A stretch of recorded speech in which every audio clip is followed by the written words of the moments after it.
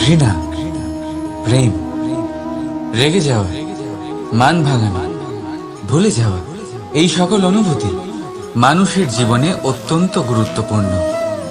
মানুষের এই অনুভূতিগুলো না থাকলে মানুষ একটা যন্ত্রের থেকে বেশি আর কিচ্ছু না। কিন্তু এই অনুভূতি আপনি ভুল দিকে চালিত করলে এরাও আপনাকে আর মানুষের মতো বাঁচতে দেবে না। যদি ঘৃণার কথা বলেন, যদি আপনি কোনো ব্যক্তিকে ঘৃণা করেন, সেটা কেন? ব্যক্তিকে ঘৃণা করবেন কেন? ঘৃণা করুন তার স্বভাবগুলিকে, সেই স্বভাবগুলিকে যা সেই ব্যক্তিকে অপ্রিয় করে তুলছে। কারণ স্বভাব পাল্টানো যায়। সেইভাবেই রাগ করুন, কিন্তু তাদের কথায়, তাদের ওপরে না। কারণ কথা বদলে দেওয়া সম্ভব। ভুলতে হলে ভুলুন তাদের ত্রুটি, তাদের নয়। কারণ ভুল অবশ্যই শুধরে নেওয়া যায়। প্রেম করুন, তবে তাদের আত্মার সাথে, তাদের অনুভূতির সাথে, শরীরের সাথে নয়। কারণ শরীর হলো নশ্বর। বলুন, কিন্তু খারাপ ভাবে নয়, ভালোবেসে। রাধা রাধা।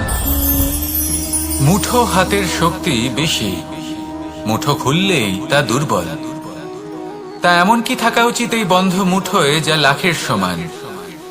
মানসিকতা এবং স্বপ্ন। মানুষ জন্মগ্রহণ করে, তার মানসিকতা সময়ের সাথে উন্নত হয়। মানসিকতা অনুযায়ী সে স্বপ্ন দেখে, আর সেই স্বপ্ন সার্থক করতে সে পরিশ্রম করতে থাকে। কিন্তু খুব গুরুত্বপূর্ণ একটা কথা আছে যা আপনার মনে রাখা উচিত। আপনার এই মানসিকতা, আপনার এই স্বপ্ন, তা যেন আপনার নিয়ন্ত্রণে থাকে। আপনার বন্ধ মুঠোয় যেন এর লাগাম থাকে, আপনি যেন এর প্রভু হন। যদি তা হয়, তবেই আপনি লাভবান হবেন। যদি এরা আপনাকে নিয়ন্ত্রণ করতে থাকে, যদি আপনার মুঠো খুলে যায়, না পথ আপনার নিয়ন্ত্রণে থাকবে, না মানসিকতা থাকবে, না স্বপ্ন নিয়ন্ত্রণে থাকবে। আর যদি তাই হয়, তাহলে আপনি আপনার ভবিষ্যৎ নষ্ট করে ফেলবেন। তাই নিয়ন্ত্রণ করতে শিখুন নিজের বিচার বুদ্ধি, নিজের মানসিকতা, নিজের স্বপ্নকে।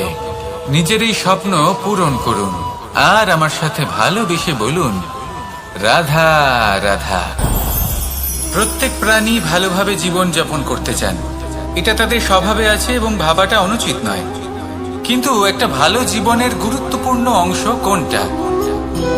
বসবাসের স্থান, সেই স্থান যেখানে আমরা জীবন অতিবাহিত করি। এবার মানুষ ভাবতে পারেন যে একটা ভালো বাসস্থানের অর্থ কি? সেই স্থান যেখানে সহজে জল পাওয়া যায়, যেখানে শুদ্ধ বায়ু পাওয়া যায়, যেখানে আনাজ উৎপন্ন হয়।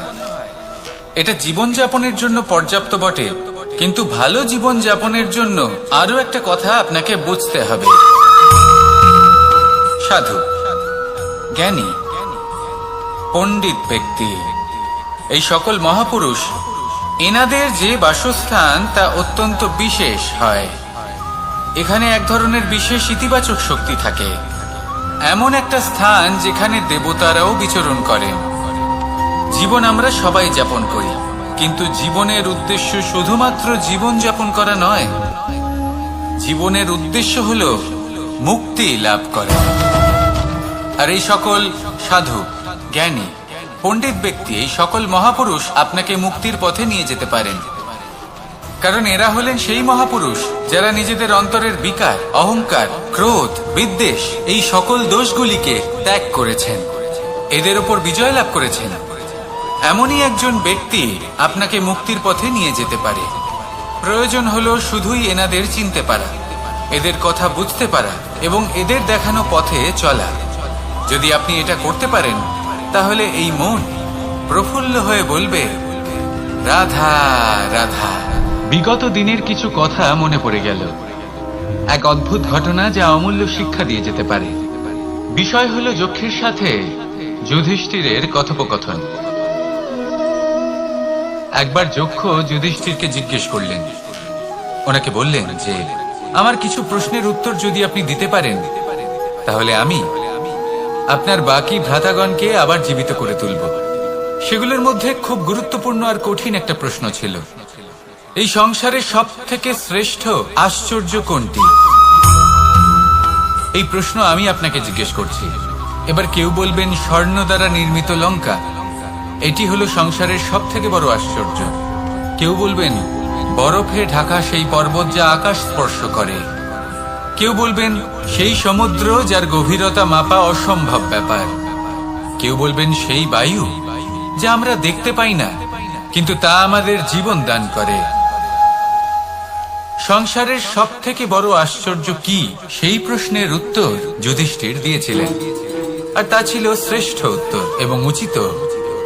উনি বলেছিলেন যে সংসারে প্রতিদিন কোনো ব্যক্তি জন্ম লাভ করেন আর কোনো ব্যক্তি মৃত্যুও লাভ করেন। এবার এই কথাটা সবাই জানেন, সবাই বোঝেন যে যখন জন্মেছি তখন কোনো একদিন আমিও অবশ্যই মৃত্যু লাভ করব। এবার যখন এই কথা প্রত্যেকটা মানুষ জানেন, তখন কেন প্রত্যেক মানুষ এই চিন্তায় থাকেন, এই নিয়ে কষ্ট পান, এই নিয়ে ব্যাকুল হয়ে থাকেন যে উনি একদিন মৃত্যু লাভ করবেন, তার থেকে দূরে পালাতে চেষ্টা করেন? বলেন যে আমি মৃত্যু লাভ করতে চাই না। কেন? যেখানে কোনো না কোনো দিন এটা অবশ্যই হবে। এ হলো ব্রহ্ম সত্য। এই যে ব্যাকুলতা, এই ভয়, এই যন্ত্রণা, এই চিন্তা তার মনকে বাঁচতেই দেয় না, এই জীবন অনুভবই করতে দেয় না। সেই জন্য এই চিন্তা, ব্যাকুলতা, ভয় এসবের কি লাভ? কোনো লাভ নেই। সেই জন্য যতক্ষণ জীবনযাপন করছেন প্রত্যেক মুহূর্ত যেন শ্রেষ্ঠ হয়, আনন্দময় হয়, প্রেমের দ্বারা পরিপূর্ণ হয়, সেই চেষ্টা করুন। চেষ্টা করুন যাতে আপনি যে কাজ করছেন তার দ্বারা যেন অন্যের মঙ্গল হয়। এই প্রচেষ্টাই আপনার জীবনকে প্রসন্নতা আর প্রেম দ্বারা ভরিয়ে তুলবে। এই মন সুপ্রসন্ন হয়ে বলবে রাধা রাধা। এই পুকুর দেখছেন আপনি? বাচ্চা, বৃদ্ধ, যুবক, যাকেই আমি জিজ্ঞেস করব এটা কি, সবার উত্তর সেই একই হবে।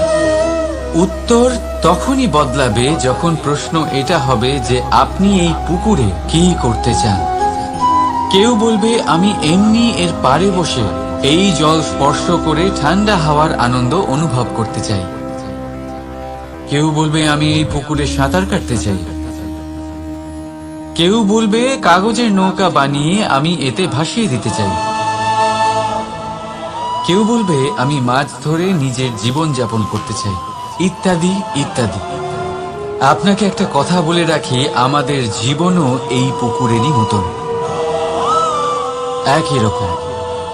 কিন্তু আমরা এই জীবন নিয়ে কি করব সেই সিদ্ধান্ত আমাদের। এই পুকুরে আপনি মুক্তও পাবেন, আবার পাঁকও পাবেন। যদি আপনি মুক্ত পেতে চান তাহলে এই পুকুরের গভীরে আপনাকে যেতে হবে, ততটাই চেষ্টা করতে হবে যতটা করলে আপনি সেই মুক্ত অর্জন করতে পারবেন। না হলে শুধু পাঁকে হাত পড়বে। তাই যা আমি সর্বদা বলে থাকি, সিদ্ধান্ত আপনার। রাধা রাধা। এই সংসারের সব থেকে বড় সুখ কি? কেউ বলবেন নিজের লক্ষ্য প্রাপ্ত করা, কেউ বলবেন ধন উপার্জন করা, কেউ বলবেন নিদ্রাই সব থেকে বড় সুখ, কেউ বলবেন রাজ্য লাভ করা, আবার কেউ বলবেন মাতার হাত থেকে খাবার খাওয়া, আদি ইত্যাদি। কিন্তু যদি সত্যি কথা বলি, এই সংসারের সব থেকে বড় সুখ হলো সেবা করা। কখনো কাউকে সেবা করে দেখুন। এই সেবা দ্বারা অন্য কোনো মানুষের আশীর্বাদ লাভ করাতেই সুখ রয়েছে। আপনার সেবা ভাব দ্বারা যখন কোনো মানুষ নিজের অন্তরাত্মা থেকে আপনাকে আশীর্বাদ করে, তার থেকে বড় সুখ আর কিছুই নেই। কারণ প্রত্যেক মানুষের মধ্যে ঈশ্বর বাস করেন। নরের সেবাই হলো নারায়ণের সেবা। নিষ্কাম সেবা করাই হলো সব থেকে বড় সুখ। তাই নিজের অন্তরে সেবার এই ভাব জাগ্রত করুন। যে সুখের কথা আমি বলছি সেই সুখ অনুভব করেই দেখুন। এই মন সুপ্রসন্ন হয়ে বলবে রাধা রাধা। বাহ, পুষ্পের সুবাস আমার খুব ভালো লাগে। অত্যন্ত সুন্দর হয় এই পুষ্প। এইভাবে চারিদিকে পুষ্প দেখে মন আনন্দিত হয়ে ওঠে। এবার আপনারা ভেবে দেখুন, আমার চারিদিকে পুষ্প নয়, আগুন আছে। তাহলে কি হবে? আমার শরীর কি জ্বলে যাবে না? অবশ্যই জ্বলবে। শরীরকে কি আগুনের তাপ সহ্য করতে হবে না? অবশ্যই সহ্য করতে হবে। এটাই হলো প্রকৃতির নিয়ম। এই নিয়ম কিন্তু আমরা সবাই জানি, কিন্তু আমাদের মধ্যে বেশিরভাগ মানুষ এই বিভ্রান্তি নিয়ে বাঁচি যে এই যে প্রকৃতির নিয়ম, তা আমার ওপর প্রযোজ্য নয়। তা কিন্তু নয়। আমাদের চতুর্দিকে এই যে নিসর্গ রয়েছে, আমরা তার কতটা ক্ষতি করি সেটা একবার ভেবে দেখুন। আমরা বনাঞ্চল জ্বালিয়ে দিই, বায়ু দূষিত করি, জল দূষিত করি, প্রাণীদের হত্যা আমরা করি। কেন? এই নিসর্গ আমরা নষ্ট করি, যদিও আমরা জানি যে আমরাও হলাম এই নিসর্গেরই অংশ। এবার দেখুন, শরীরের কোনো অংশে যদি আগুন ধরান, আস্তে আস্তে সমস্ত শরীরও জ্বলে যাবে। সেইভাবেই নিসর্গ যদি নষ্ট হয়ে যায়, তাহলে মনুষ্য জাতিও নষ্ট হয়ে যাবে। তাই এই যে নিসর্গ আপনি দেখছেন, এই পুষ্প, এই বৃক্ষ, বায়ু, জল, এদের সকলকে রক্ষা করুন, নষ্ট নয়। মনে রাখবেন, যদি নিসর্গ থাকে মানুষ থাকবে, যদি নিসর্গ থাকে তাহলেই জীবন থাকবে। আসুন আমার সাথে ভালোবেসে বলুন, রাধা রাধা। এই সংসারে সবাই বলেন, আমি অর্জুনের মতো হয়ে উঠতে চাই। সবাই চায় যে তারাও যেন অর্জুনের মতো গান্ডীব লাভ করে। তারাও চায় যে তাদেরকেও মহাদেব এসে পশুপতি অস্ত্র দান করবেন। তারাও এটাই চায় মহাভারতের মতো মহাসংগ্রামে বিজয়ী হতে। কিন্তু সবাই ভুলে যান যে অর্জুন যা হতে পেরেছিলেন সবকিছুই অর্জন করেছিলেন। যদি আপনিও অর্জুনের মতো গান্ডীব লাভ করতে চান, তবে আপনাকেও তার মতোই শ্রেষ্ঠ কাঠ নির্বাচন করতে হবে। সেই কর্ম আপনাকেই করতে হবে। তার প্রত্যঞ্চা যাতে তীব্র হয়, তার জন্য আপনাকে সর্বশ্রেষ্ঠ দড়ি খুঁজে বের করতে হবে। আপনার বাণ যাতে ঘাতক হয়, সেই জন্য আপনাকে নতুন নতুন ধাতু খুঁজে বের করতে হবে। সেই শিক্ষা আপনাকে লাভ করতে হবে, তবেই আপনার ইচ্ছে পূর্ণ হবে। অর্জুন হওয়া বড়ই সরল, যদি আপনি কিভাবে অর্জন করতে হয় তা জানেন। শুধুমাত্র স্বপ্ন দেখেন যারা, তারা কখনোই অর্জন করতে পারবেন না। কিন্তু যদি কেউ অজ্ঞাতবাস ভোগ করতে পারে, যদি কেউ লাক্ষাগৃহ থেকে পালিয়ে বাঁচতে পারে, যদি কেউ কঠোর তপস্যা করতে পারে, প্রতীক্ষা করতে পারে এবং পরিশ্রম করতে পারে, তাহলে সে অর্জুন অবশ্যই হয়ে উঠবে। যদি আপনি অর্জুন হয়ে উঠতে চান, তাহলে কর্ম করতে শিখুন আর আমার সাথে ভালোবেসে বলুন, রাধা রাধা। জীবন থাকলে লক্ষ্য অবশ্যই থাকবে। যদি লক্ষ্য থাকে, তার পথ অবশ্যই থাকবে। যদি পথ থাকে, তাহলে বাধা অবশ্যই থাকবে। আর এর উপরেই নির্ভর করে যে আমরা জীবনে সফল হব না অসফল, পুরস্কারের ভাগীদার হব নাকি তিরস্কারের। মনে করুন, আপনাকে একটা কাজ করতে হবে, আপনাকে পর্বত আরোহণ করতে হবে, আর সেই পথের ঢাল আপনাকে একাধিকবার ফেলে দেবে। পাথর আপনাকে একাধিকবার আহত করবে। এই অবস্থায় কি করবে? সাধারণ মানুষ বেছে নেয় প্রতিশোধ। সেই পর্বতকে নষ্ট করে দেওয়ার চিন্তা ভাবনা করে, তার ভিতকে নড়িয়ে দেওয়ার কথা ভাবে সেই মানুষ। কিন্তু পর্বতকে তো কেউ নষ্ট করতে পারে না। তাই অসফল হওয়ার সাথে সাথে কুখ্যাতিরও ভাগীদার হয়ে যায় সে। দ্বিতীয় পথ হলো পরিবর্তন। যদি আপনি সেই পর্বত ভাঙার পরিবর্তে তাতে সোপান তৈরি করেন, তাহলে আপনিও সেই পর্বতে উঠতে পারবেন অন্য কেউও তাতে উঠতে পারবে, আগামী প্রজন্মও তাতে উঠতে পারবে, আর সেই আগামী প্রজন্ম সর্বদা আপনার সুনাম করবে। তাই জীবনে প্রতিশোধ নয়, পরিবর্তন বাছুন।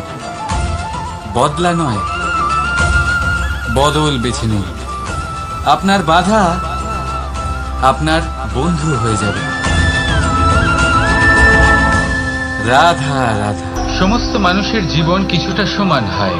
মানুষ জন্মগ্রহণ করে, তারপর চলতে শেখে, জীবনে এগিয়ে চলে, বার্ধক্য লাভ করে, তারপর সমাপ্ত হয়ে যায়।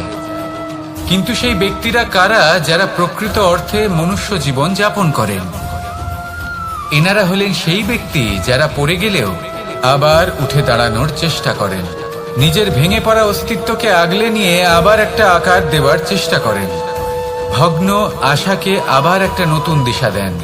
অসফল হওয়ার পরেও থামেন না, আবার এগোতে থাকেন। অসফল হওয়ার পরে যদি আপনি থেমে যান তাহলে সাফল্য আপনার সামনে অপেক্ষা করে, কিন্তু আপনি তা দেখতে পান না। তাই জীবনের সংঘর্ষে অংশগ্রহণ করতে শিখুন। জীবনের সংঘর্ষ থেকে পালাবেন না। আসুন আমার সাথে ভালোবেসে বলুন, রাধা রাধা। একবার একটা শেয়াল বনে বিচরণ করছিল। ও একটা ছোট্ট শাবক দেখতে পেল। ও ভাবলো, আজ একেই আমি খাবার হিসেবে গ্রহণ করব। আশেপাশে দেখলো কেউ দেখছে না, তো কেউ ছিল না, আর সেই শাবকের ওপর আক্রমণ করল, যা হলো একটা ঘোর অপরাধ। বনের নিয়ম অনুসারে আপনি কখনোই শাবকের উপর আক্রমণ করতে পারেন না। তারপর এই খবরটা যখন রাজা সিংহ জানতে পারলেন, সভার আয়োজন করলেন। কিন্তু সেখানে শেয়াল বলল, আমি তো এরকম কিছু করিনি। কিন্তু যদি আপনি এরকম বলেন, কোনো প্রমাণ দিন, এর কোনো সাক্ষী আছে? তখন রাজা সিংহ পেঁচাকে ডেকে পাঠালেন, যে সেই মুহূর্তে বৃক্ষের শাখার ওপর বসেছিল। সে সব কিছু দেখেছিল। পেঁচা সব সত্যি কথা বলল, আর শেয়ালকে মৃত্যুদণ্ড দেয়া হলো। এবার এই কাহিনী আমি আপনাকে কেন শোনালাম? কারণ মানুষও কখনো কখনো এরকম কর্ম করেন যা শিয়াল করেছে। এটা ভাবেন কেউ দেখছে না, যখন আমি অনুচিত কর্ম করতেই পারি। কিন্তু না, আপনি যাই করুন না কেন, কেউ না কেউ অবশ্যই তা দেখছে। কোনো ব্যক্তি না হলেও কোনো প্রাণী, না হলে কোনো যক্ষ বা দেব বা প্রেত। যদি এনারা কেউ না দেখেন, তাহলে ধরিত্রী মাতা দেখেন, যেখানে দাঁড়িয়ে আপনি সেই কর্ম করছেন, তাই না? তাই একটা কথা সবসময় মনে রাখবেন, কে দেখছেন কে দেখছেন না সেই বিষয়ে ভাবা ছেড়ে দিন। এটা খুব সহজ কথা। আপনি যদি উচিত কর্ম করেন, উচিত ফল পাবেন। যদি অনুচিত কর্ম করেন, তাহলে আপনি অনুচিত ফল অবশ্যই পাবেন। সেই জন্য উচিত পথে চলতে থাকুন, উচিত কর্ম করতে থাকুন, আর আমার সাথে ভালোবেসে বলুন, রাধা রাধা। আপনি কখনো কোনো বাজকে নিজের বাসা বানাতে দেখেছেন? এই বাজ যখনই কোনো বাসা বানায়, তখন উঁচু গাছের ডালে বা কোনো পর্বতের শিখরে বাসা বানায়, অনেক উচ্চতায়। আর সেখানে তার সন্তানও জন্মগ্রহণ করে। যখন এই সন্তানেরা জন্মায়, তখন এই বাজ খুবই ভালোবেসে এবং খুব সাবধানে এদের পালন পোষণ করে। নিজের ঠোঁট দিয়ে তাদের ঠোঁটে খাবার পরিবেশন করে। কিন্তু যেই সেই সন্তানেরা হৃষ্টপুষ্ট হয়ে যায় এবং সেই কথা বাজ নিজে বুঝতে পেরে যায়, সেই বাজ নিজেই সেই বাসা ছিন্ন ভিন্ন করে দেয়। সেই সন্তান যাদের সবেমাত্র ডানা গজিয়েছে, কিভাবে উঠতে হয় তারা জানে না, সেই সন্তানগুলিকে উচ্চতা থেকে ঠেলে দেয়। সেই সন্তান প্রথমে ভয়ভীত হয়ে যায়। তারা সামনে মৃত্যুকে দেখতে পেয়ে ভয়ের কারণে তাদের ডানা ঝাপটাতে থাকে, আর সেই প্রক্রিয়াতেই সেই সন্তানগুলি উড়তে শুরু করে দেয়। এবার এই ঘটনায় আমরা কি শিক্ষা পেতে পারি? এটাই, যদি আপনি মাতা পিতা হন, তাহলে নিজের সন্তানকে অবশ্যই স্নেহ করুন, কিন্তু তাদেরকে নিজের আঁচলের তলায় বেঁধে রাখবেন না। যদি আপনি চান আপনার সন্তান জীবনে উন্নতি করুক, তাহলে নিজের মুঠো থেকে তাদের স্বতন্ত্র করে দিন। এই সংসারে সংঘর্ষ করতে দিন। সেই সন্তান নিজেই বুঝতে পারবে যে জন্মের সময় পাওয়া ডানা কি করে ব্যবহার করতে হয়। আর আপনার চোখের সামনে আপনার সন্তান এই আকাশে উড়তে থাকবে। তাহলে আসুন আমার সাথে ভালোবেসে বলুন, রাধা রাধা। সংসারে সবচেয়ে পবিত্র মানা হয় গঙ্গা জলকে। কখনো ভেবে দেখেছেন কেন? কারণ গঙ্গা জলের আবির্ভাব অত্যন্ত শুদ্ধ হয়, তার জন্ম শুদ্ধ হয়, যেখান থেকে তার শুরু সেটাই শুদ্ধ হয়। আর শুরুটা শুদ্ধ হওয়া অত্যন্ত আবশ্যক। আমাদের জীবনে সবই শুরু হয় আমাদের ভাবনা থেকে। নিজের ভাবনাকে শুদ্ধ রাখুন, কারণ এই ভাবনা থেকেই আবির্ভাব হয় শব্দের। আপনার শব্দ শুদ্ধ রাখুন, কারণ এই শব্দ দ্বারাই আপনার কাজ সম্পন্ন হয়। আপনার কাজ শুদ্ধ রাখুন, কারণ এই কাজ দ্বারাই তৈরি হবে আপনার স্বভাব। স্বভাব থেকেই তৈরি হয় আপনার অভ্যাস, আর অভ্যাস থেকে তৈরি হয় আপনার চরিত্র। আর এই চরিত্র সংসারের সমক্ষে এক আদর্শ হয়ে ওঠে। তাই ভাবনা থেকে আদর্শের এই যাত্রা শুভ তখনই হয়ে ওঠে যখন আপনার ভাবনা শুদ্ধ হয়। এই সংসারে, এই জীবনে নিজের ভাবনা শুভ রাখলে, শুদ্ধ করলে আপনার মন সুপ্রসন্ন হয়ে বলবে, রাধা রাধা।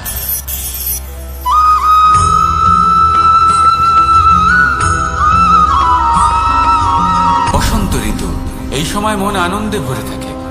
এমন মনে হয় যেন আমরা আকাশে বিচরণ করতে চলে যাই, কিন্তু সেটা তো সম্ভব নয়। সেই জন্য হয়তো আমরা ঘুড়ি ওড়াই, এই ঘুড়িকে নিজেদের প্রতিরূপ মনে করে। এবার অনেক মানুষ আছেন যারা ঘুড়ি ওড়ান, কিন্তু এই কর্মের সারমর্ম কি সেটা কজন বুঝতে পারেন? আপনি এটা মনে করুন যে আপনি হলেন সেই ঘুড়ি, আর এই সুতো যিনি ধরে রয়েছেন তিনি হলেন পরমাত্মা। আর এই সুতো যেখান থেকে শুরু হয় সেই লাটাই হলো আমাদের কর্মচক্র। এবার আপনি নিজেই অনুমান করুন যে এই উড়ান কার ওপর নির্ভরশীল? পরমাত্মার ওপর আর আপনার কর্মের ওপর। যদি পরমাত্মা আপনার হাত ধরে থাকেন, আপনার সাথে থাকেন, যদি আপনি শুভ কর্ম করতে থাকেন, আপনি এই আকাশে উড়তে থাকবেন। কিন্তু কোথাও কোথাও যদি পরমাত্মার সাথে এই বন্ধন ছিন্ন হয়, আপনার কর্মচক্র খারাপ হয়ে যায় বা থেমে যায়, তাহলে আপনার এই ঘুড়ি কেটে যাবে আর দূরে কোনো গাছের ডালে গিয়ে আটকে যাবে। তাই শুধুমাত্র ঘুড়ি ওড়াবেন না, তার থেকে শিখুন, পরমাত্মার সাহচর্যে থাকুন, সবসময় শুভ কর্ম করতে থাকুন, আর সবসময় এই আকাশে উড়তে থাকুন। আসুন আর আমার সাথে ভালোবেসে বলুন, রাধা।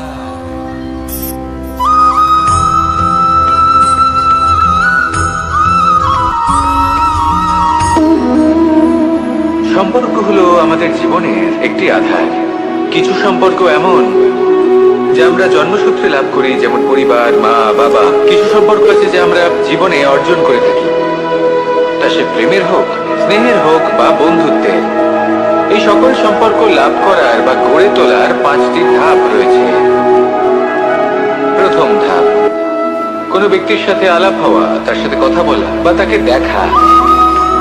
দ্বিতীয় ধাপ, সে ব্যক্তিকে আমাদের ভালো লাগা। তৃতীয় ধাপ,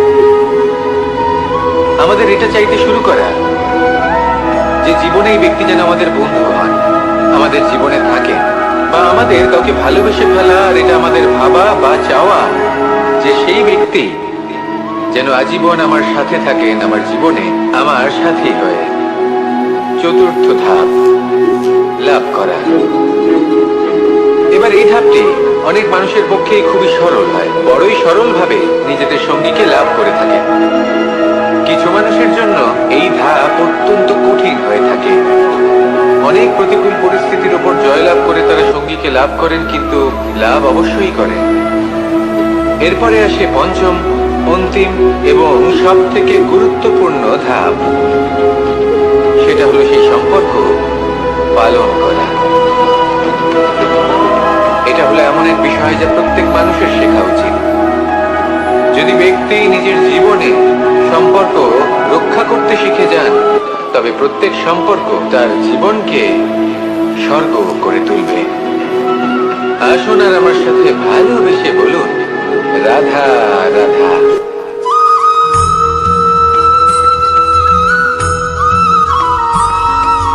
জীবনে যখন কোনো ব্যক্তি নিজের লক্ষ্য প্রাপ্তির জন্য নিরন্তর পরিশ্রম করতে থাকেন, চেষ্টা করতে থাকেন, তখন তিনি কষ্ট অনুভব করেন, কখনো শারীরিক কষ্ট, কখনো মানসিক কষ্ট। এবার উনি এটা ভাবতে থাকেন যে আমি কি উচিত করছি নাকি অনুচিত করছি। কারণ অন্যদিকে এমন একজন ব্যক্তিও আছেন যিনি একদমই পরিশ্রম চেষ্টা করছেন না। তিনি মদিরা পান করেন, বিলাসিতায় জীবন কাটান, অলস প্রকৃতির হয়ে ওঠেন, নিদ্রাতে বিলীন হয়ে থাকেন আর ভাবেন যে তিনি সুখ লাভ করছেন। কিন্তু এরকম কেন হয়? কারণ যখন আমরা সৎ পথে থাকি, উচিত পথে চলি, লক্ষ্য প্রাপ্ত করার জন্য চেষ্টা করতে থাকি, তখন আমাদের ভেতরে থাকা নেতিবাচক শক্তি এবং পাপ এই দেহকে ত্যাগ করে দেয়। আর এই অনুভূতিটাই আমাদের দুঃখের অনুভূতি দেয়, কষ্ট দেয়। এবার সেখানে যদি আমরা কুপথে চলি, অনুচিত পথে চলতে থাকি, তাহলে আমাদের ভেতরে থাকা পুণ্য এবং ধনাত্মক শক্তি আমাদের দেহ ত্যাগ করে দেয়। আর এই অনুভূতির কারণেই আমরা সুখ অনুভব করি।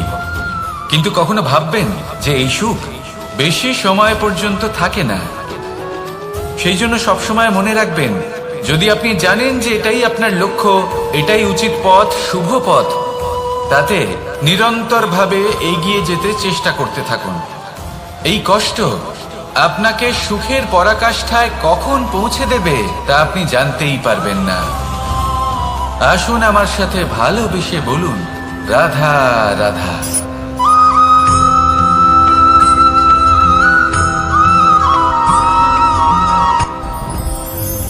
সাথী। সাথী এই শব্দটির ব্যাখ্যা কে কিভাবে করে? মিত্র, সখা, বন্ধু। কিন্তু অর্থ একটাই, তিনি যিনি আপনার সঙ্গী হন আর তিনি যার সাথী আপনি হন। এবার সব থেকে বড় প্রশ্ন হলো এটাই যে তিনি কে হতে পারেন যাকে আপনি আপনার সাথী বলে মেনে নিতে পারেন, নিজের সখা, নিজের মিত্র, নিজের বন্ধু মেনে নিতে পারেন। আপনার সাথী হলেন তিনি যিনি দুঃখের সময় আপনার পাশে থাকবেন, আপনার হাত ধরে থাকবেন। আপনার সাথী হলেন তিনি যার হাত আপনি নিজের সুখের দিনে ধরে থাকবেন। সেই সাথীরই হাত ধরুন যিনি দুঃখে সবসময় আপনাকে সাহায্য করার জন্য তৎপর হয়ে থাকেন, আপনার পাশে থাকেন, আর যাকে সুখের দিনে আপনি আপনার সাথে রাখতে পারেন। আর যখন আপনার সাথে আপনার এই সাথী থাকবে, তখন আপনি এটা বুঝবেন যে যখন জীবনে দুঃখ আসে, তখন এই দুঃখ কমে যায়, সবার মধ্যে ভাগ হয়ে যায়। আর যদি তখন সুখ আসে, তাহলে সেটা সবার উপস্থিতিতে আরো বেড়ে যায়। এটাই হলো প্রেম, এটাই হলো ভালোবাসা, এটাই হলো সঙ্গ। যেমন সম্পর্ক আমার আর রাধার মাঝে। তাহলে আসুন আর আমার সাথে ভালোবেসে বলুন, রাধা রাধা।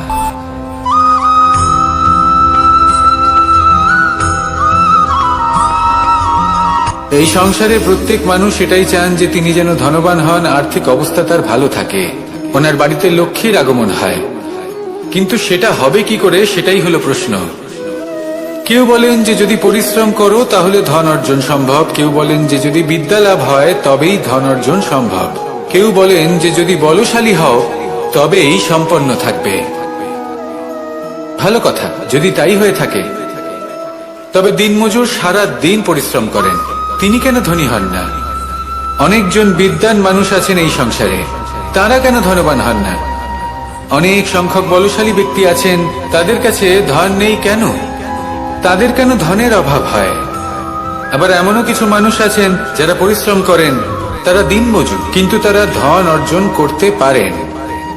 কিছু বিদ্বান ব্যক্তি আছেন যাদের কাছে অধিক মাত্রায় ধন রয়েছে, কয়েকজন বলশালী ব্যক্তি রয়েছেন যাদের কাছে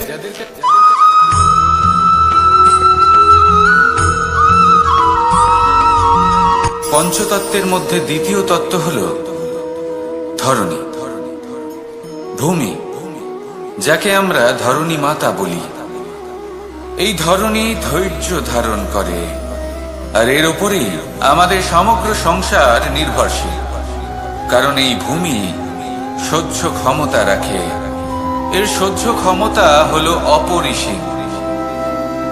সন্তান যতই আঘাত প্রদান করুক না কেন, প্রেম পূর্বক সহ্য করে, আর তার বদলে অমূল্য রত্ন প্রদান করে। সন্তান যদি হাল চালায়, তাহলে তার বদলে তাকে অন্ন প্রদান করে। এটাই হলো ধরনী। এবার এর থেকে আমরা কি শিক্ষা পেতে পারি? এটাই যে কারোর জন্য কিছু করা বা কাউকে কিছু দেওয়া মনে কোনো কামনা ছাড়াই। আর এই কথাটা বুঝে যান, যদি কারোর জন্য কামনা না রেখে বা কোনো পাওয়ার আশা না রেখে কারোর জন্য কিছু করেন বা কারোকে কিছু দেন, যদি এটা আপনি শিখতে পারেন, তবে আপনি ভালোবাসতে শিখে গেছেন। আর সেই জন্যই এই ধরিত্রীকে মাতা বলা হয়। কারণ মাতা শুধু উনি নন যিনি গর্ভে সন্তানকে ধারণ করেন, মাতা তো উনিও যিনি জীবন বাঁচতে শেখান, যিনি জীবন বাঁচার উদাহরণ প্রদান করেন। তাহলে ধরণীর থেকে এই নিঃস্বার্থ ভাব শিখুন, নিঃস্বার্থ ভালোবাসা শিখুন, আর এই ভালোবাসার সাথেই বলুন রাধা রাধা।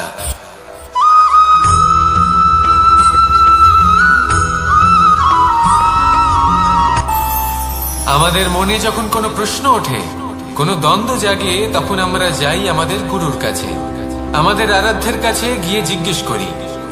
এইভাবেই একদিন আমি পৌঁছলাম আমার আরাধ্যের কাছে, আমার মহাদেবের কাছে, আর ওনাকে প্রশ্ন করলাম যে মহাদেব, জীবনে আনন্দ পাওয়ার, উৎসব পালনের, প্রেম ভাগ করে নেবার, জীবনকে উপভোগ করে নেওয়ার সর্বশ্রেষ্ঠ সময় কোনটা? মহাদেব হাসলেন আর উনি বললেন, জীবনে উৎসব পালনের সব থেকে শ্রেষ্ঠ দিন হলো মৃত্যুর ঠিক আগের দিনটা। প্রেম ভাগ করে নেওয়ার সব থেকে শ্রেষ্ঠ মুহূর্ত হলো মৃত্যুর ঠিক আগের মুহূর্ত। জীবনকে উপভোগ করে নেওয়ার সর্বশ্রেষ্ঠ প্রহর হলো মৃত্যুর এক প্রহর পূর্বে। তখন আমি চমকে গেলাম। আমি বললাম, কিন্তু মহাদেব, মৃত্যু তো অনিশ্চিত, আমরা জানিও না কবে আমাদের মৃত্যু হবে।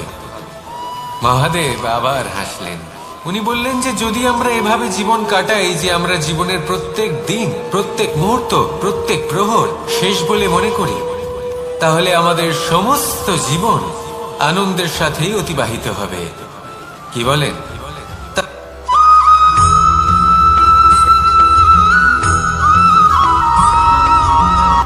সংসারে আমাদের জীবনে যখন কোনো সুখ বা দুঃখ আসে, তার জন্য আমরা কাউকে না কাউকে অবশ্যই দায়ী করে থাকি, তাই না? এই ব্যক্তি আমাদের সাথে এরকম কাজ করেছেন, তাই আমার সাথে এমন হলো। ওই ব্যক্তি যদি এমনটা না করতেন, তাহলে আজ আমি ওই স্থানে পৌঁছতে পারতাম। সবই আপনার দৃষ্টিভঙ্গির ওপর নির্ভরশীল। আর যদি আপনার দৃষ্টিভঙ্গি এমন হয়, তাহলে তা অনুচিত। সত্যি কথা বলতে, এই সংসারে ভিন্ন ভিন্ন ধরনের মানুষ আছে। এটা আপনার উপর নির্ভর করছে কিভাবে তাদের স্বাগত জানাবেন। একবার ভাবুন, আমি আমার দুটো হাত সামনে নিয়ে এলাম, দুটো মুঠো খুলে দিলাম। দুই প্রকারের মানুষ আসবেন, কিছু না কিছু দিয়ে যাবেন। এই মুঠো যদি আমি বন্ধ করে দিই, তাহলে না কেউ আমাকে কিছু দিতে পারবে, না আমার কিছু যাবে আসবে। নিশ্চয়ই বুঝতে পারছেন এই দুই ধরনের ব্যক্তি কারা এবং তারা কি দিয়ে যান। আমি যদি নিজের মুঠো খুলে দিই, তাহলে কিছু ভালো মানুষ আসবেন, আমাকে আনন্দ, সন্তুষ্টি, জ্ঞান প্রদান করে যাবেন, ভালো অভিজ্ঞতা দিয়ে যাবেন। কোনো খারাপ ব্যক্তি যদি আসেন, তাহলে তিনিও খারাপ অভিজ্ঞতা দেবেন, যার থেকে আমি শিক্ষা লাভ করব। এই সব কিছু আমি লাভ করতে পারি। মুঠো যদি বন্ধ করে রাখি, তাহলে আমি কিছুই পাবো না। দেখুন, এই সংসারে প্রত্যেকের জীবনে এইরকম। প্রত্যেকের জীবনে সবকিছুই আছে, ভালো খারাপ দুই মানুষই আছে। ভালো অভিজ্ঞতা আছে, খারাপ অভিজ্ঞতা আছে। নির্ভর করছে আপনার উপর যে আপনি কি করবেন, এনাদের স্বাগত কিভাবে জানাবেন, কার থেকে কি বুঝবেন, কি শিখতে পারবেন, আর কোন দৃষ্টিভঙ্গি নিয়ে অগ্রসর হবেন। এটাই নির্ধারণ করবে যে আপনার জীবন কেমন হবে। আসুন আমার সাথে ভালোবেসে বলুন, রাধা রাধা।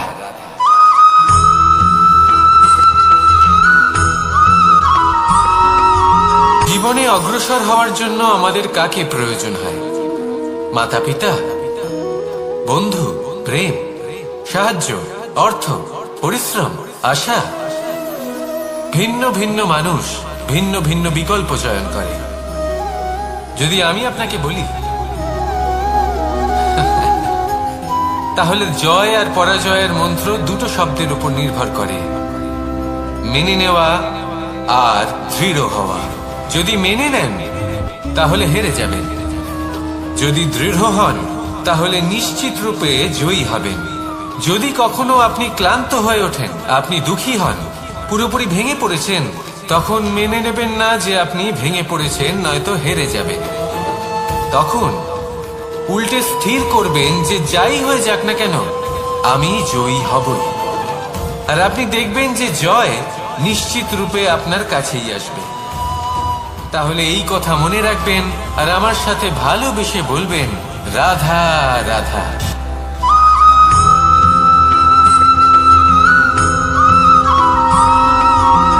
ভালো, শুধু ওনাদের কঠোর ব্যবহার দেখলে আমরা একটু ভয় পেয়ে যাই। এবার ওনাদের এই কঠোর ব্যবহার আমাদের ভালো না লাগলেও অত্যন্ত আবশ্যক, কারণ মাতার থেকে আমরা যে শক্তি লাভ করি তা যেন নিয়ন্ত্রণ হারিয়ে বিধ্বংসী না হয়ে ওঠে। আমরা যেন কোনো কুপথে না চলে যাই, আমরা কখনো যেন দোষ না করে ফেলি। শুধু সেই জন্য পিতা এবং গুরু একটু কঠোর হয়ে ওঠেন, এবং ওনাদের এই কঠোর আচরণ ভবিষ্যতে গিয়ে আমরা অবশ্যই বুঝতে পারি। জীবনে কিছু বছর আমরা এগিয়ে যাই আর তারপর আমরা বুঝতে পারি যে বাবা এবং গুরু আমাদের যথেষ্ট ভালোবাসতেন, কিন্তু ওনাদের ভালোবাসার বহিঃপ্রকাশ আলাদা। প্রয়োজনীয় হলো এটা দেখার, এটা বোঝার যে শুরু থেকে আমাদের প্রতি ওনাদের আচরণ কেমন ছিল। ওনাদের কঠোর হওয়ার পেছনে ওনাদের ভালোবাসাটা বোঝার চেষ্টা করুন, ওনাদের চিন্তাটা বোঝার চেষ্টা করুন, ওনাদের পথপ্রদর্শনের আড়ালে আপনার ভবিষ্যতের জন্য যে পরিকল্পনা ওনারা করেছেন সেটা বোঝার চেষ্টা করুন। তখন আপনারা বুঝতে পারবেন ওনাদের ভালোবাসাকে। আপনার মনের মধ্যে আপনা থেকেই ওনাদের প্রতি সম্মান জেগে উঠবে। নিজের পিতা এবং নিজের গুরু এই দুজনের প্রতি কৃতজ্ঞতা প্রকাশ করুন আর আমার সাথে ভালোবেসে বলুন, রাধা রাধা।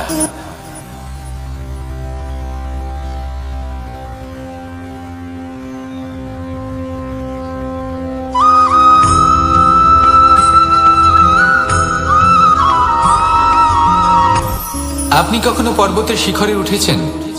আপনি দেখতে পাবেন পর্বতের পদতলে প্রচুর সুন্দর ফুল রয়েছে, সবুজ বনানী রয়েছে। যত আপনি ওপরে উঠতে থাকবেন তত ফুল কমতে থাকবে, সবুজ বনানী কমতে থাকবে। আরো কিছুটা ওপরে উঠলে কাঁটা জাতীয় গাছ দেখতে পাবেন, শুকনো গাছ দেখতে পাবেন। আরো যদি ওপরে ওঠেন তাহলে পাষাণ দেখতে পাবেন। আরো উপরে উঠলে হিমখণ্ড দেখতে পাবেন। এই যে পর্বত, তা মনুষ্য জীবনের সব থেকে উত্তম উদাহরণ। মানুষ যখন সাফল্যের শিখরে পৌঁছতে চান, মহানুভবতার শিখরে পৌঁছতে চান, পথে যত আস্তে আস্তে উপরে উঠতে থাকেন ততই ভৌতিক বস্তু তার থেকে বিচ্ছিন্ন হতে থাকে। যদি তিনি সেই ভৌতিক বস্তুগুলি ত্যাগ না করতে পারেন তাহলে কখনোই সেই স্থানে পৌঁছতে পারবেন না। আর মানুষ যদি উচিত ত্যাগ করতে পারেন, পথে অগ্রসর হতে থাকেন, এগোতে থাকেন, তাহলে একদিন না একদিন তিনি মহানুভবতার, জ্ঞানের, সাফল্যের হিমের স্বাদ অবশ্যই লাভ করবেন। মনে রাখবেন, মানব জীবনে ত্যাগ হলো অত্যন্ত গুরুত্বপূর্ণ অংশ। আসুন আমার সাথে ভালোবেসে বলুন, রাধা রাধা।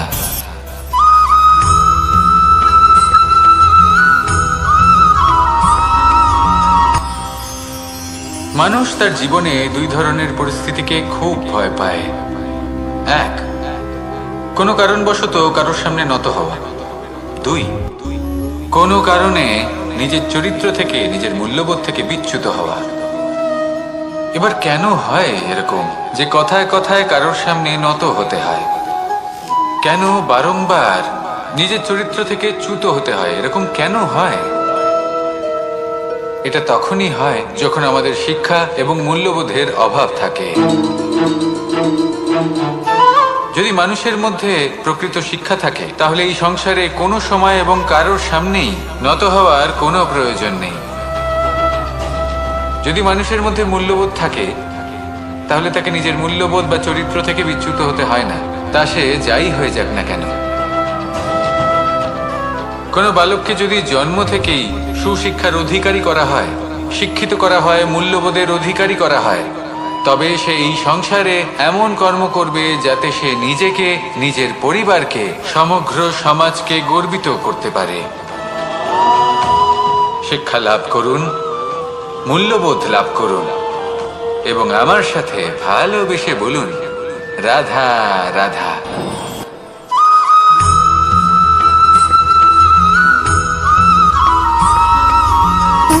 সুখ, দুঃখ এবং শক্তি, এই তিন হলো এই সংসারের ত্রিদেবের মতো। আমাদের জীবনে যা কিছু ঘটছে এই তিনটির ভিত্তির উপরেই হচ্ছে। আসলে এই সংসারের একটা নিয়ম আছে, যখনই আপনি কিছু লাভ করেন এই সংসার আপনার পরীক্ষা নেয়। এটা জানার জন্য আপনার পরীক্ষা নেয় যে আপনি যা কিছুই লাভ করেছেন আপনি কি আদৌ সেটার যোগ্য কিনা। ঠিক সেইভাবেই এই সুখ, দুঃখ এবং শক্তি আপনার পরীক্ষা নিয়ে থাকে। যখন সুখ আসে তখন সে আপনার পরীক্ষা নেয় যে আপনার মধ্যে অহংবোধ জাগ্রত হয়নি তো। যদি অহংবোধ চলে আসে তাহলে সুখ সেখানেই সঙ্গ ত্যাগ করে। দুঃখ আপনার ধৈর্যের পরীক্ষা নিতে থাকে, আর যদি আপনার মধ্যে ধৈর্য না থাকে তাহলে এটা আপনাকে আরো বেশি দুঃখের গভীর অন্ধকারে ঠেলে দেবে। সেখানে শক্তি পরীক্ষা নেয় আপনার বিনম্রতার। যদি আপনি বিনম্র না হন তাহলে হয় এই শক্তি আপনার সঙ্গ ত্যাগ করবে, নয় এই শক্তি বিনম্রতার অভাবে আপনার পতনের কারণ হতে পারে। এই সংসারে যে কোনো ব্যক্তি যিনি এই পরীক্ষায় উত্তীর্ণ হয়ে থাকেন এই জীবনে তিনি সাফল্য লাভ করেন। আসুন আমার সাথে ভালোবেসে বলুন, রাধা রাধা।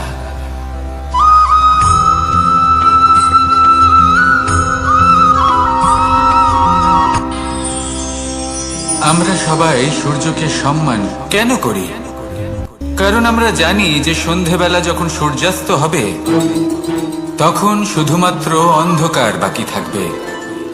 ঠিক কিছুটা এরকমই হয় আমাদের মাতা পিতাও, যিনি আমাদের জন্ম দেন, আমাদের ভরণ পোষণ করেন, আমাদের বড় করেন, আমাদের প্রেম প্রদান করেন। কখনো কখনো তাদের মুখ থেকে কটু কথা নিঃসৃত হয়, আমাদের দুঃখ হয়, কিন্তু তখন আমাদের এটা বোঝা উচিত এগুলি নিঃসৃত হচ্ছে আমাদেরই মঙ্গলের জন্য। যেমন সূর্যদেব, উনিও উত্তাপ দিয়ে থাকেন আমাদেরই মঙ্গলের জন্য, যাতে ফসল পাকতে পারে, যাতে জল বাষ্প হয়ে মেঘ হতে পারে, বৃষ্টি হতে পারে, আর এই সংসারে নিরন্তর জলের প্রবাহ থাকে। আমাদের মাতা পিতা, তাদের কঠোর আচরণ, তাদের কঠোর অনুশাসনের পেছনে লুকিয়ে থাকে ওনাদের ভালোবাসা। আমাদের তা বুঝতে হবে, সসম্মানে ওনাদের গ্রহণ করতে হবে। কারণ ঠিক সূর্যাস্তের পরে যেমন চতুর্দিক অন্ধকারচ্ছন্ন হয়ে যায়, তেমনি আমাদের জীবন থেকে যখন আমাদের মাতা পিতা চলে যায় তখন আমাদের জীবনেও শুধু এবং শুধুমাত্র অন্ধকারই ছেয়ে থাকে। সেই জন্য নিজের মাতা পিতাকে সম্মান করুন, ওনাদের ভালোবাসা প্রদান করুন। এই মন আর এই জীবন প্রসন্ন হয়ে বলবে, রাধা রাধা।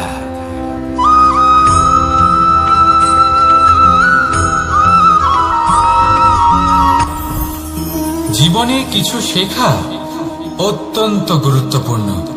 এবার কি কি শিখতে হবে সেই সব শেখানোর জন্য অনেক শিক্ষক রয়েছেন, কিন্তু কি শিখবেন না আর কি করবেন না এটা আমাদের নিজের অভিজ্ঞতা দিয়ে শিখতে হয়।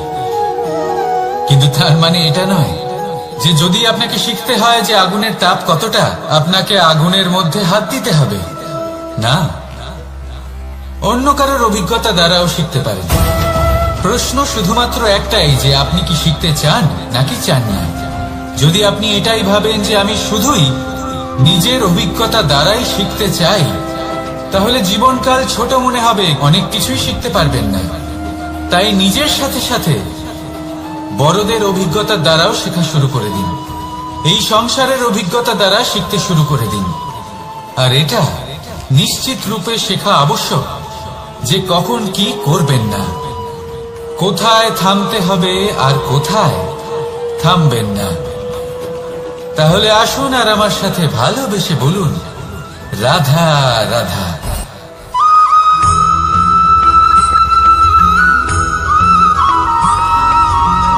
এই সংসারে সব থেকে বেশি কোমল বস্তু হলো রেশম। এই রেশম এতটাই কোমল হয় যে এর পুরো একটা থান শুধুমাত্র একটা হাতে ধরা সম্ভব। কখনো ভেবে দেখেছেন এই রেশম কিভাবে হয়? একটি কীট তার লালার দ্বারা উৎপন্ন হয়। এই কীট সেই রেশমকে পাক দিতে থাকে, পাক দিতেই থাকে আর আস্তে আস্তে তার মধ্যেই জড়িয়ে পড়ে। শেষে ওর এই সুন্দর অমূল্য সৃষ্টি রেশমের এই সুতো তার নির্মাণ কার্য পূর্ণ হয়, কিন্তু তাতেই ও নিজে বন্দী হয়ে যায়। নিজেরই মায়াজালের এই বন্দী গৃহে নিজেই ফেঁসে যায়। এবার এই সুতোকে ব্যবহারযোগ্য করে তোলার জন্য এই কীটগুলিকে এই কবচের সাথেই ফুটন্ত জলে ফেলে দেওয়া হয়। এই সংসারে যদি আমাদের স্বপ্ন এই সংসারের দুঃখ হরণ করার জন্য, এই সংসারে সুখ বিতরণ করার জন্য হয়, তবেই আমাদের প্রগতি সম্ভব। যদি আমাদের এই স্বপ্ন শুধুই আমাদের এবং আমাদের স্বার্থ সিদ্ধির জন্য হয়, তাহলে এই স্বপ্ন আমাদের অন্ধ করে দেবে, আমাদের অন্ধকারের পথে নিয়ে যাবে, আর আমরাও সেই কীটের মতো হয়ে যাব। নিজেদেরই মায়াজালে আমরা নিজেই ফেঁসে যাব, আর শেষে আমরা যদি কিছু লাভ করি তা হবে একাকিত্ব, অন্ধকারময় মৃত্যু। তাই স্বপ্ন অবশ্যই দেখুন, কিন্তু এমন ভাবে স্বপ্ন দেখবেন না যে তার এই বন্দিগৃহে আপনি নিজেই ফেঁসে গেলেন। স্বপ্ন দেখুন পরোপকার।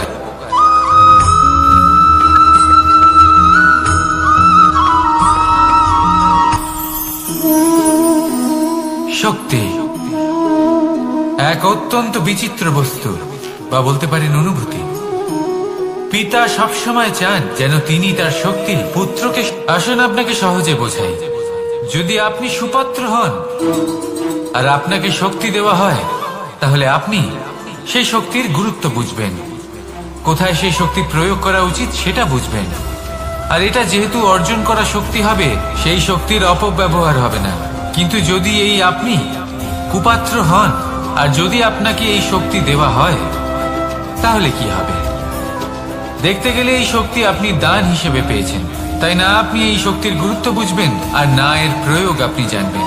তার অপব্যবহার হওয়া সুনিশ্চিত। তাই যদি আপনি কোনো শক্তি অর্জন করতে চান, তাহলে আগে তার যোগ্য হয়ে উঠুন, পুত্র নয় পাত্র হয়ে উঠুন। আর আমার সাথে ভালোবেসে বলুন, রাধা রাধা।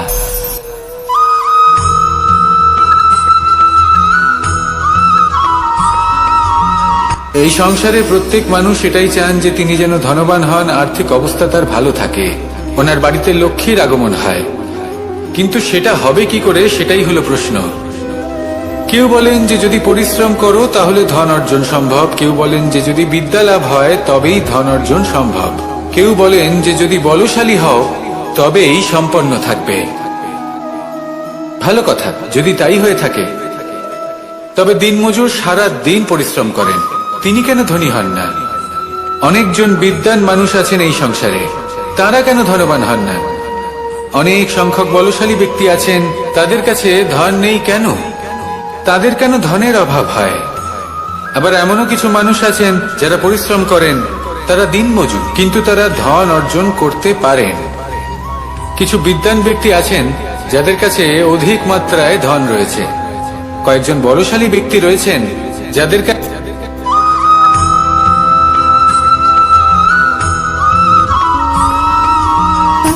সুখ, দুঃখ এবং শক্তি, এই তিন হলো এই সংসারের ত্রিদেবের মতো। আমাদের জীবনে যা কিছু ঘটছে এই তিনটির ভিত্তির উপরেই হচ্ছে।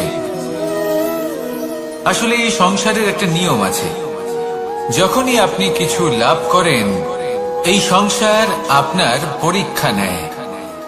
এটা জানার জন্য আপনার পরীক্ষা নেয় যে আপনি যা কিছুই লাভ করেছেন আপনি কি আদৌ সেটার যোগ্য কিনা। ঠিক সেইভাবেই এই সুখ, দুঃখ এবং শক্তি আপনার পরীক্ষা নিয়ে থাকে। যখন সুখ আসে তখন সে আপনার পরীক্ষা নেয় যে আপনার মধ্যে অহংবোধ জাগ্রত হয়নি তো। যদি অহংবোধ চলে আসে তাহলে সুখ সেখানেই সঙ্গ ত্যাগ করে। দুঃখ আপনার ধৈর্যের পরীক্ষা নিতে থাকে, আর যদি আপনার মধ্যে ধৈর্য না থাকে তাহলে এটা আপনাকে আরো বেশি দুঃখের গভীর অন্ধকারে ঠেলে দেবে। সেখানে শক্তি পরীক্ষা নেয় আপনার বিনম্রতার। যদি আপনি বিনম্র না হন তাহলে হয় এই শক্তি আপনার সঙ্গ ত্যাগ করবে, নয় এই শক্তি বিনম্রতার অভাবে আপনার পতনের কারণ হতে পারে। এই সংসারে যে কোনো ব্যক্তি যিনি এই পরীক্ষায় উত্তীর্ণ হয়ে থাকেন এই জীবনে তিনি সাফল্য লাভ করেন। আসুন আমার সাথে ভালোবেসে বলুন, রাধা রাধা।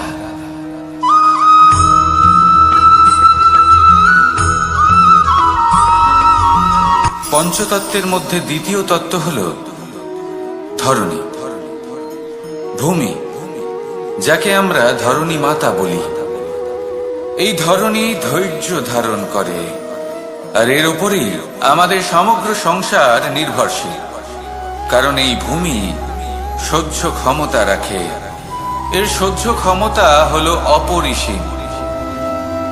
সন্তান যতই আঘাত প্রদান করুক না কেন প্রেম পূর্বক সহ্য করে, আর তার বদলে অমূল্য রত্ন প্রদান করে।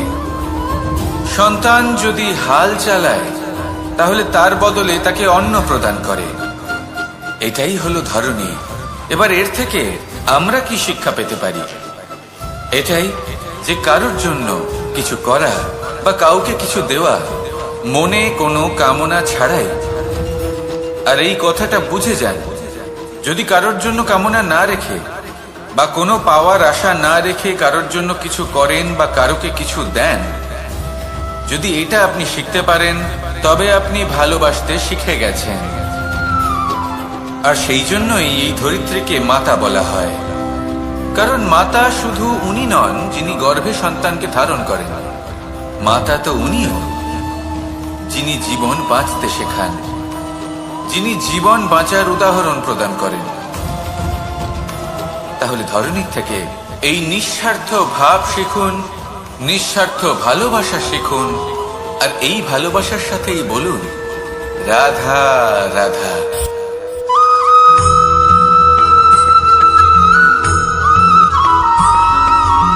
মানুষ জন্মগ্রহণ করে, তার সাথে ভয়েরও জন্ম হয়।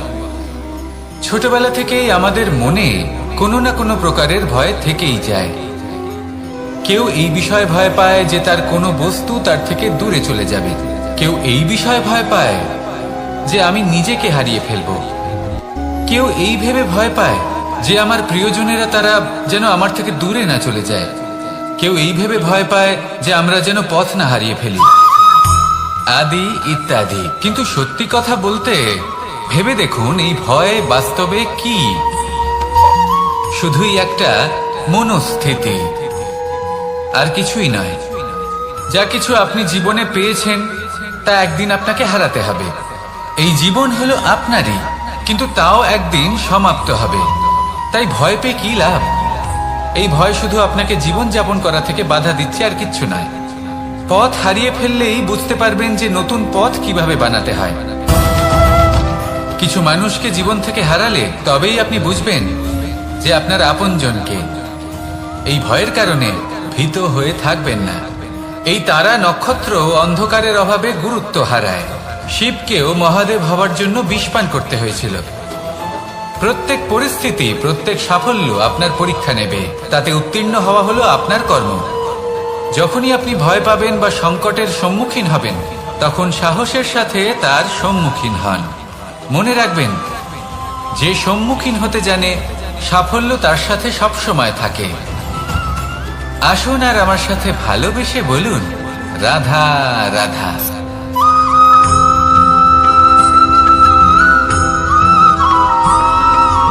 জীবনে অগ্রসর হওয়ার জন্য আমাদের কাকে প্রয়োজন হয়?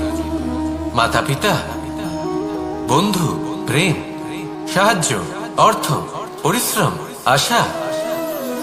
ভিন্ন ভিন্ন মানুষ ভিন্ন ভিন্ন বিকল্প চয়ন করে। যদি আমি আপনাকে বলি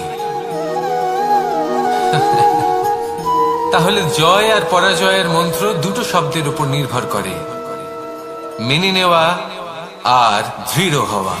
যদি মেনে নেন তাহলে হেরে যাবেন, যদি দৃঢ় হন তাহলে নিশ্চিত রূপে জয়ী হবেন। যদি কখনো আপনি ক্লান্ত হয়ে ওঠেন, আপনি দুঃখী হন, পুরোপুরি ভেঙে পড়েছেন, তখন মেনে নেবেন না যে আপনি ভেঙে পড়েছেন, নয়তো হেরে যাবেন। তখন উল্টে স্থির করবেন যে যাই হয়ে যাক না কেন আমি জয়ী হবই। আর আপনি দেখবেন যে জয় নিশ্চিত রূপে আপনার কাছেই আসবে। তাহলে এই কথা মনে রাখবেন আর আমার সাথে ভালোবেসে বলবেন, রাধা রাধা।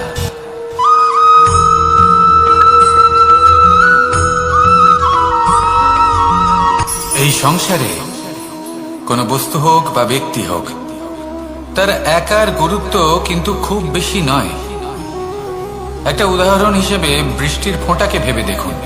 যদি একটি বৃষ্টির ফোঁটা হয় তাহলে তার খুব বেশি গুরুত্ব থাকে না, কিন্তু যখন সহস্র বৃষ্টির ফোঁটা মেঘের মধ্যে দিয়ে ঝরে পড়ে, তখন সেটা বর্ষার রূপ ধারণ করে। সেই বর্ষা যাই প্রকৃতিকে শান্ত করে। সেইভাবেই পাথরের ছোট টুকরো তার খুব বেশি গুরুত্ব থাকে না, কিন্তু যখন অসংখ্য পাথরের টুকরো একত্রিত হয় তখন তা পর্বতের আকার ধারণ করে। সেইভাবেই কিছু মানুষ যখন একত্রিত হন তখন তৈরি হয় পরিবার, কিছু পরিবার যখন একত্রিত হয় তখন তৈরি হয় সমাজ, যখন অনেক সংখ্যক সমাজ একত্রিত হয় তখন তৈরি হয় রাজ্য। এবার এই রাজ্যের সব থেকে গুরুত্বপূর্ণ ব্যক্তি হতে পারেন রাজা, কিন্তু তাও সেই রাজা একা কিছু করতে পারেন না। যুদ্ধ লড়ার সময় তারও নিজের সৈন্যদলকে প্রয়োজন পড়ে। কিন্তু এই সংসারে এমন একজন ব্যক্তি আছেন যিনি একাই সব কাজ করতে থাকেন, এবং সেই ব্যক্তি হলেন মা। আমাদের জীবনে একজন পিতার ভূমিকা কিন্তু নিঃসন্দেহে অমূল্য, কিন্তু আমাদের সকলের জীবনে যে ভূমিকা একজন মায়ের তা অন্য কারোর থাকে না। একজন মা একাই সন্তানকে বড় করতে পারেন, সংস্কারী করে তুলতে পারেন, তার জন্য পরিশ্রম করেন। আর এত কিছু কাজ করার পরেও তার কাজের জন্য তিনি প্রশংসা অবশ্য পান না। উল্টে যদি সেই সন্তান অনুচিত পথে চালিত হয়, অনুচিত কর্ম করে, তখন সেই মাকেই অপবাদের পাত্র হয়ে উঠতে হয়। আমাদের জীবনে মায়ের যোগদান কতটা সেটা বুঝুন। আপনাকে বড় করে তোলার জন্য উনি কতটা পরিশ্রম করেছেন সেটা বুঝুন।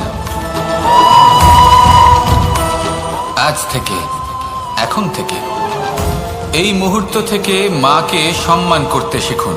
যখন সময় পাবেন, যখন সুযোগ হবে, তখন তার প্রশংসা করুন, ওনারও ভালো লাগবে।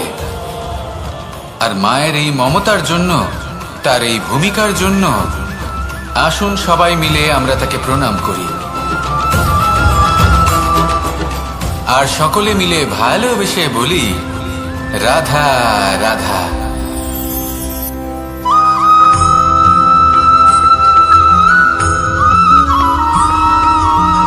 এই সংসারের সব থেকে গুরুত্বপূর্ণ তত্ত্ব কোনটা? প্রথম হলো সময়। জন্ম থেকে মৃত্যু পর্যন্ত এই যে সময়, এটাই তো হলো জীবন। দ্বিতীয় হলো জীবন, যাতে আমরা সময়ের সদ্ব্যবহার করি, শ্রেষ্ঠ থেকে শ্রেষ্ঠতর কাজ করার চেষ্টা করি। বহু বছরের এই পরম্পরা, এই সংস্কৃতিকে এগিয়ে নিয়ে যাওয়ার চেষ্টা করি। এই সংসারে আমরা অংশগ্রহণ করতে চেষ্টা করি। তৃতীয় হলো ধন, সেই ধন যা প্রত্যেক ব্যক্তি অর্জন করতে চেষ্টা করেন। এবার এই তিনটি তত্ত্বের মধ্যে একটা সামঞ্জস্য আছে, সমান ব্যাপার আছে। সে ধনই হোক বা সময় হোক বা হোক জীবন, আর সেই সমান ব্যাপার হলো যে যদি আপনি এটা গণনা করতে থাকেন তাহলে তা কমতে থাকে, যদি আপনি এটা ব্যবহার করেন তাহলে তা বাড়তে থাকে। একে সংগঠিত করে রাখতে চেষ্টা করলে এ হাত থেকে ফসকে যায়, কিন্তু যদি আপনি একে সামলে রাখতে শিখে যান তাহলে এমন কাজ করবেন যাতে সংসারের সাথে সাথে পরবর্তী প্রজন্ম লাভবান হবে। যদি কিছু শিখতে চান তাহলে সামলাতে শিখুন, গণনা করা বা সংগঠিত করা নয়। আসুন আর আমার সাথে ভালোবেসে বলুন, রাধা রাধা।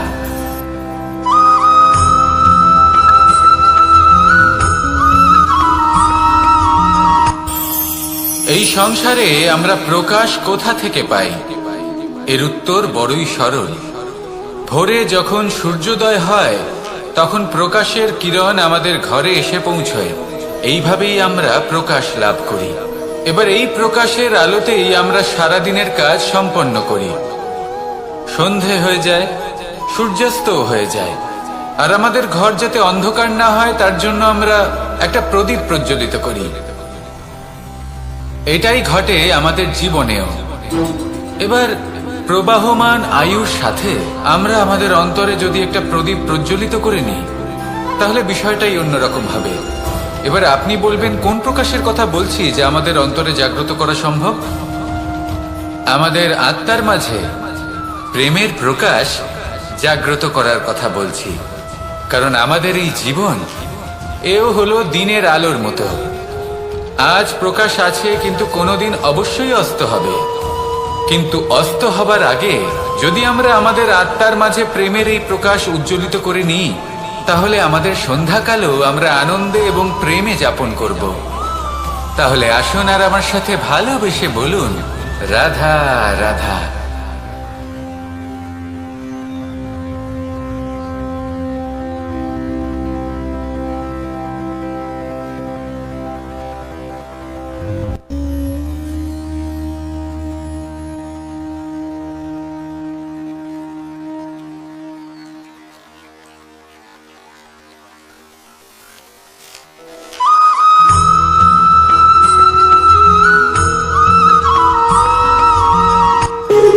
যখন মানুষের মৃত্যু হয় তখন কি হয়? অনেক সংখ্যক মানুষ শোক পালন করতে চলে আসেন। যে ব্যক্তি মৃত্যু লাভ করেছেন তার অনেক বস্তু থাকে যেগুলো তার প্রিয়, যেগুলো তিনি ব্যবহার করেছেন। তার শয্যা, তার বস্ত্র, তার আভূষণ সবকিছু তার থেকে বিচ্ছিন্ন করা হয় এবং খালি হাতে তাকে শ্মশানের উদ্দেশ্যে রওনা করা হয়। আমি আপনাকে এই প্রশ্ন করতে চাই, আপনি এই সংসারে কি অর্জন করেছেন? ধন সম্পত্তি, বস্ত্র, আভূষণ, এই সব কিছু যে আপনি অর্জন করেছেন আপনার মৃত্যুর পরে তা আপনার থেকে দূর হয়ে যাবে। এর উত্তর হলো একটাই, আপনার কর্ম। শুধু সেটাই আছে যা একান্ত আপনার, আর শুধু সেটাই এই সংসার থেকে চলে যাওয়ার পরেও সংসারেই জীবিত থাকবে। যদি আপনি দুষ্কর্ম করেন তাহলে এই সংসার আপনাকে একটি অনুচিত উদাহরণ হিসেবে মনে রাখবে যে এই ব্যক্তি খুব পাপী ছিল, অনুচিত কর্ম করতেন। যে পথে তিনি চলেছেন সেই পথে কারোর চলা উচিত নয়। সেখানেই যদি আপনি সৎকর্ম করেন তাহলে সংসার চিরকাল এটাই বলবে যে খুব ভালো মানুষ ছিলেন, সবাইকে ভালোবাসতেন, সবাইকে সাহায্য করতেন, আমার খুব প্রিয় মানুষ ছিলেন। এটাই হলো শ্রেষ্ঠ কর্ম। সেই জন্য জীবনে শুধুমাত্র ধন সম্পত্তি, আভূষণ এই সব অর্জন করতে গিয়ে নিজের মনোনিবেশ করবেন না। শ্রেষ্ঠ কর্ম করুন। সংসার থেকে চলে যাওয়ার পরেও এই কর্মই এই সংসারে আপনাকে জীবিত রাখবে। আসুন আমার সাথে ভালোবেসে বলুন, রাধা রাধা।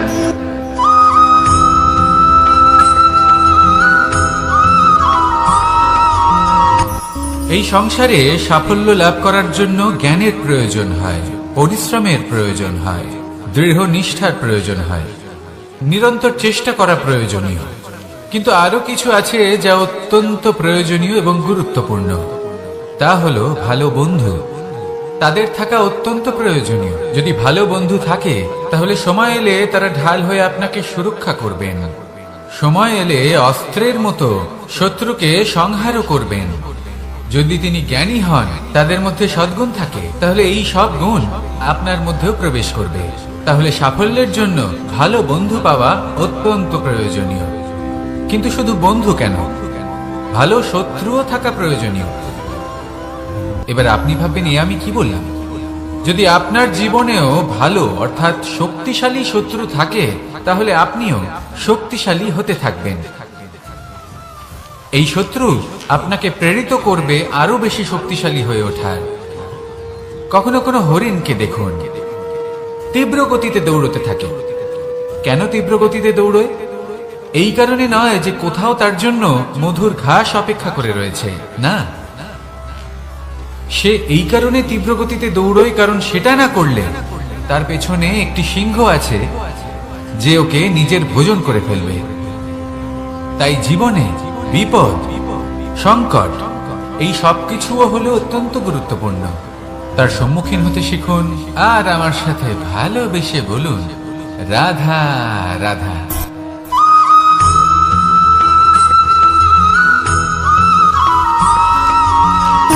সুখ, দুঃখ এবং শক্তি, এই তিন হলো এই সংসারের ত্রিদেবের মতো। আমাদের জীবনে যা কিছু ঘটছে এই তিনটির ভিত্তির উপরেই হচ্ছে। আসলে এই সংসারের একটা নিয়ম আছে, যখনই আপনি কিছু লাভ করেন এই সংসার আপনার পরীক্ষা নেয়। এটা জানার জন্য আপনার পরীক্ষা নেয় যে আপনি যা কিছুই লাভ করেছেন আপনি কি আদৌ সেটার যোগ্য কিনা। ঠিক সেইভাবেই এই সুখ, দুঃখ এবং শক্তি আপনার পরীক্ষা নিয়ে থাকে। যখন সুখ আসে তখন সে আপনার পরীক্ষা নেয় যে আপনার মধ্যে অহংবোধ জাগ্রত হয়নি তো। যদি অহংবোধ চলে আসে তাহলে সুখ সেখানেই সঙ্গ ত্যাগ করে। দুঃখ আপনার ধৈর্যের পরীক্ষা নিতে থাকে, আর যদি আপনার মধ্যে ধৈর্য না থাকে তাহলে এটা আপনাকে আরো বেশি দুঃখের গভীর অন্ধকারে ঠেলে দেবে। সেখানে শক্তি পরীক্ষা নেয় আপনার বিনম্রতার। যদি আপনি বিনম্র না হন তাহলে হয় এই শক্তি আপনার সঙ্গ ত্যাগ করবে, নয় এই শক্তি বিনম্রতার অভাবে আপনার পতনের কারণ হতে পারে। এই সংসারে যে কোনো ব্যক্তি যিনি এই পরীক্ষায় উত্তীর্ণ হয়ে থাকেন এই জীবনে তিনি সাফল্য লাভ করেন। আসুন আমার সাথে ভালোবেসে বলুন, রাধা রাধা।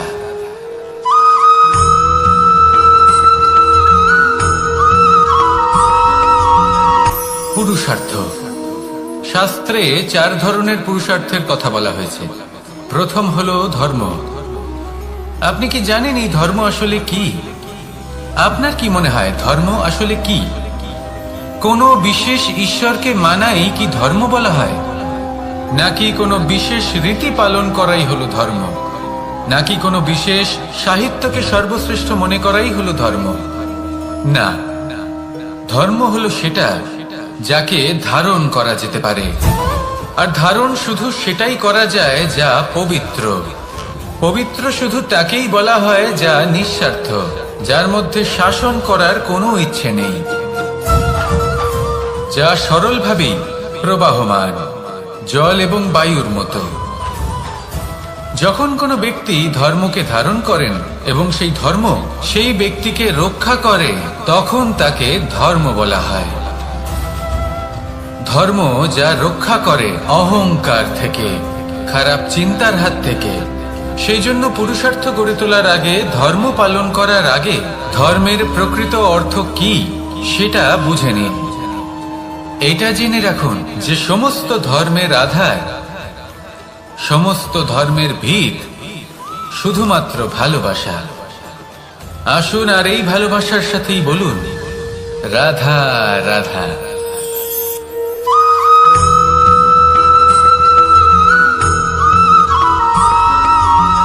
এই সংসারে সব থেকে বেশি কোমল বস্তু হলো রেশম। এই রেশম এতটাই কোমল হয় যে এর পুরো একটা থান শুধুমাত্র একটা হাতে ধরা সম্ভব। কখনো ভেবে দেখেছেন এই রেশম কিভাবে হয়? একটি কীট তার লালার দ্বারা উৎপন্ন হয়।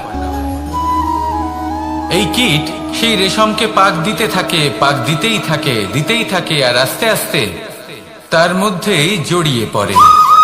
শেষে ওর এই সুন্দর অমূল্য সৃষ্টি রেশমের এই সুতো তার নির্মাণ কার্য পূর্ণ হয়, কিন্তু তাতেই ও নিজে বন্দী হয়ে যায়।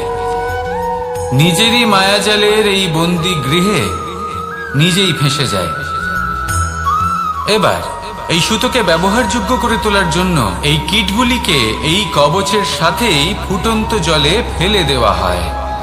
এই সংসারে যদি আমাদের স্বপ্ন এই সংসারের দুঃখ হরণ করার জন্য, এই সংসারে সুখ বিতরণ করার জন্য হয়, তবেই আমাদের প্রগতি সম্ভব। যদি আমাদের এই স্বপ্ন শুধুই আমাদের এবং আমাদের স্বার্থ সিদ্ধির জন্য হয়, তাহলে এই স্বপ্ন আমাদের অন্ধ করে দেবে, আমাদের অন্ধকারের পথে নিয়ে যাবে, আর আমরাও সেই কীটের মতো হয়ে যাব। নিজেদেরই মায়াজালে আমরা নিজেই ফেঁসে যাব, আর শেষে আমরা যদি কিছু লাভ করি তা হবে একাকিত্ব, অন্ধকারময় মৃত্যু। তাই স্বপ্ন অবশ্যই দেখুন, কিন্তু এমন ভাবে স্বপ্ন দেখবেন না যে তার এই বন্দিগৃহে আপনি নিজেই ফেঁসে গেলেন। স্বপ্ন দেখুন পরোপকারে,